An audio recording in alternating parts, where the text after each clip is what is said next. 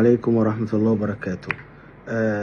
أنا عاصم اللي مروة منزلالي الفيديو بتاعها وأنا بضربها بالقلم، فحبيت أوضح لكم صورة وحبيت أوضح لكم حاجة عشان خاطر برضو الناس تعرف إن أنا مظلوم برضو، والكل فعل رد فعل، والموضوع ده كان غصب عني وخارج إرادتي، وأنا عمري ما في حياتي عملت حاجة زي كده، ولا عمري في حياتي مديت إيدي على واحدة، ولا عمري في حياتي غلطت في واحدة، ولا حصل بينا أي حاجة.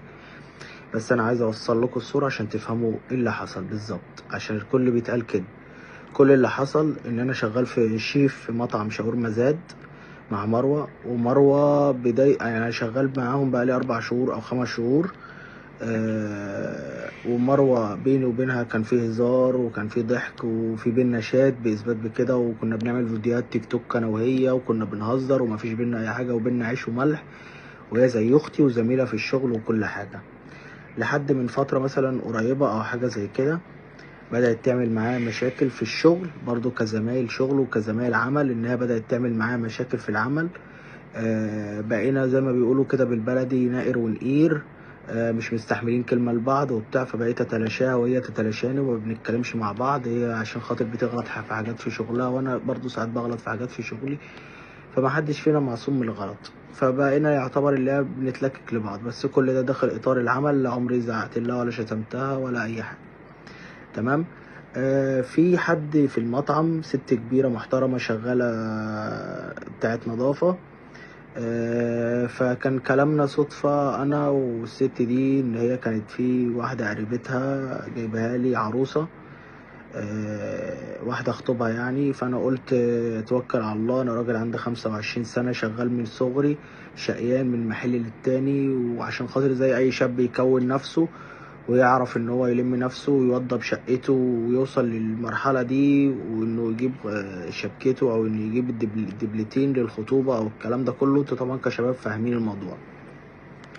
فهي قالت لي في عروسة وكده، فقلت لها خلاص تمام ماشي. رحنا بعدها بيومين رحنا للعروسة دي اللي هي تبع الست الكبيرة دي، الست المحترمة دي. فروحنا للعروسة انا واهلي، امي واخويا. انا طبعا والدي متوفي في 13/11 السنة اللي فاتت. فروحنا للعروسة قعدنا شربنا معاهم الشاي، كان قعدة تعارف. المهم في قبول بيني وبين البنت، كنت انا زي اي شاب طاير من الفرحة. كنت اول مرة في حياتي ان انا اروح اتقدم لواحدة او ان انا اروح اخطب، فكنت طاير زي كأني العيل الصغير اللي مديله حاجة فرحان بيها.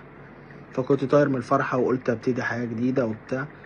فمرة واحدة يجي بعد يومين الاقي امي بتقول لي كل شيء اسمه ونصيب، والست الكبيرة دي بتقول لي كل شيء اسمه ونصيب. طب ليه؟ مع ان الناس كانت فرحانة بيا، بسبب ان المعلمة مروة اللي هي اللي شغالة معايا، اللي هي اللي زميلتي في الشغل، راحت قالت عليا كلام وحش، وان انا قالت في عرضي وغلطت فيا وقالت كلام كتير في عرضي في حقي. فانا من تسرعي وغضبي، انا والدي متوفي واخويا ما بتكلمش معاه كتير زي ما انتم متخيلين، فما عنديش حد ان انا بشوره مثلا. كنت انا اليوم ده اجازه، فانا لما روحت لقيتها قاعده، قلت لها انت بتتكلمي ليه في حياتي ومالك تتدخلي في حياتي؟ فضربتها قلم، هو قلم واحد بس اللي ضربته لها، وانا عارف ان ده غلط، وان انا غلطان. انا عملت كده، حتى انا حاولت اراضيها بعد كده، مش عايزه تتراضى، حابه الشو والمنظر وحابه تكبر الموضوع. فانا كنت حابب اوصل صوتي وكنت حابب اوصل كلامي لجميع الصفحات اللي مسؤوله، وصفحه وزاره الداخليه، وتوصل للسوشيال ميديا، وتبقى توصل للرئيس عبد الفتاح السيسي، وان الناس تعرف ان انا لكل فعل رد فعل. انا عارف ان انا عملته ده غلط، وان انا مستعد اللي هي عايزاه اعمله لها، بس انا عرفتكم ايه السبب بالظبط، والله على ما اقوله شهيد. انا راجل لا بشرب حاجه، عشان ما حدش يفتكر ان انا بشرب حاجه، لان انا لا بشرب حاجه ولا ليا في حاجه، والحمد لله. بخلص شغلي بروح الجيم، بخلص الجيم بروح اقعد مثلا على القهوه شويه او على الكافيه شويه، وبروح بيتنا.